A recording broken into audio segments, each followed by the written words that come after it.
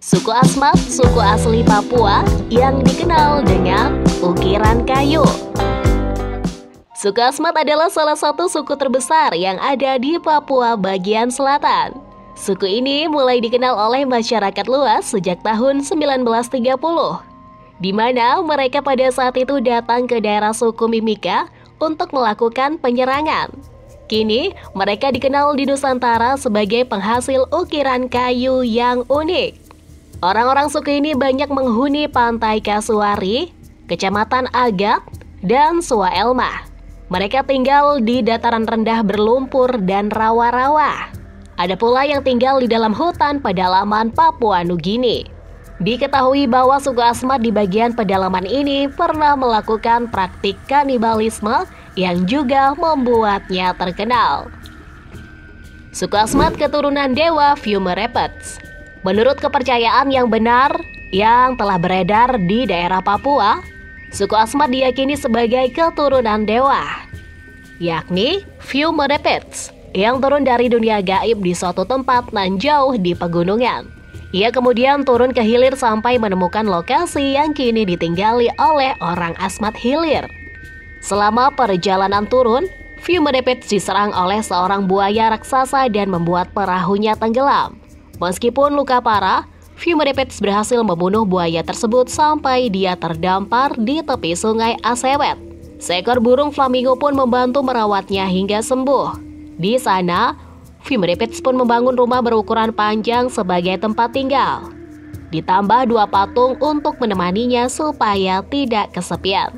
Kedua patung tersebut diletakkan berjajar di sekitar rumah, dan masyarakat mempercayainya sebagai asal-usul suku Asmat yang ada sampai sekarang. Ciri khas suku Asmat. Orang asli suku ini punya ciri khas yang dapat dilihat dari postur tubuhnya secara fisik, di mana orang Asmat memiliki postur tubuh yang sangat tegap. Mereka tinggi dan bertubuh besar dengan warna rambut serta kulit yang cenderung gelap. Biasanya, sekujur tubuh akan dihiasi oleh cat berwarna putih, hitam, dan merah. Warna putih diperoleh dari kulit kerang yang sudah dihancurkan, warna hitam diperoleh dari arang, sementara warna merah didapatkan dari tanah merah. Kebanyakan orang Asmat melakukan perburuan babi hutan, berburu burung, dan memancing ikan untuk memenuhi kebutuhan makanan. Mereka juga berladang seperti jagung, ubi, wortel, hingga mencari sagu sebagai mata pencaharian. Persebaran suku Asmat. Jumlah orang suku Asmat sangat banyak, bahkan menjadi suku dengan jumlah anggota terbanyak yang ada di Papua. Itulah kenapa orang-orang suku Asmat tidak bertempat tinggal di satu lokasi saja, namun tersebar di beberapa wilayah. Ada yang tinggal di daerah pesisir di sekitar pantai Laut Arafuru sampai pedalaman hutan. Karena dekat dengan sumber mata air dan makanan, mereka yang tinggal di pesisir pantai memiliki kehidupan yang terlihat lebih mudah. Sedangkan mereka yang tinggal di kawasan pegunungan Jayawijaya, di tengah hutan belantara, cenderung lebih sulit. Bahkan, batu yang ditemukan di jalanan pun dapat menjadi benda berharga sebagai mas kawin. Itu karena sulit untuk menemukan batu di hutan belantara yang berupa rawa-rawa. Sehingga batu pun dinilai memiliki banyak manfaat untuk kehidupan sehari-hari. Selain digunakan sebagai mas kawin, batu ini juga dimanfaatkan untuk membuat kapak maupun berbagai peralatan bertahan hidup lainnya. Rumah adat Asmat.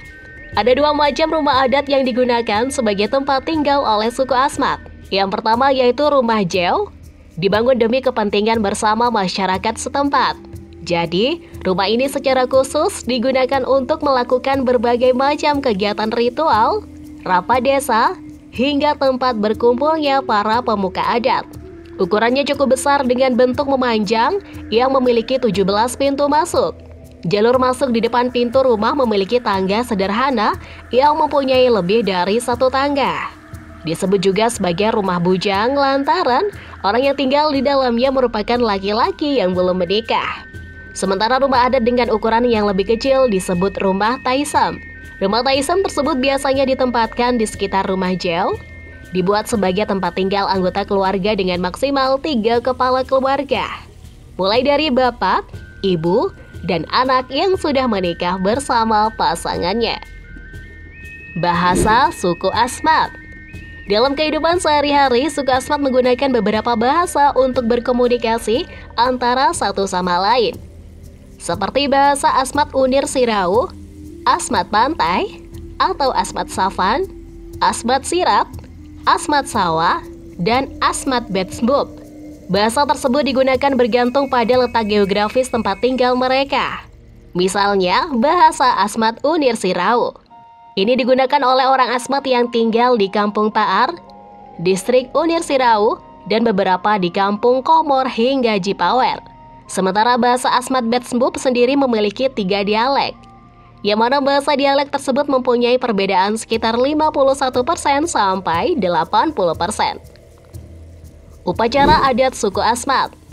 Upacara Tashimbu. Upacara Tashimbu diadakan setiap 5 tahun sekali untuk pembuatan dan pengukuhan rumah lesung ataupun perahu, di mana perahu ini akan diukur dengan gambar keluarga yang sudah meninggal dan berbagai gambar lainnya. Kemudian diberi warna putih di bagian dalam dan warna merah yang berseling warna putih di bagian luarnya, serta diberi hiasan sagu. Biasanya akan dilakukan pertunjukan nyanyian dan tarian yang diiringi tifa sebelum perahu dibuat atau dikukuhkan. Keluarga besar berkumpul di rumah kepala suku untuk melakukan pertunjukan tersebut. Suasananya ramai dengan sorak-sorak. Perahu yang dibuat dalam upacara Tashimbu ini berfungsi menjadi pengangkut makanan, meski dulunya dipakai untuk memprovokasi musuh agar berperang. Upacara Yen Pokmbu. Rumah jauh atau biasa disebut rumah bujang biasanya diberi nama sesuai dengan marga sang pemilik. Pemberian nama dilakukan selama upacara Yen Pokmbu ini.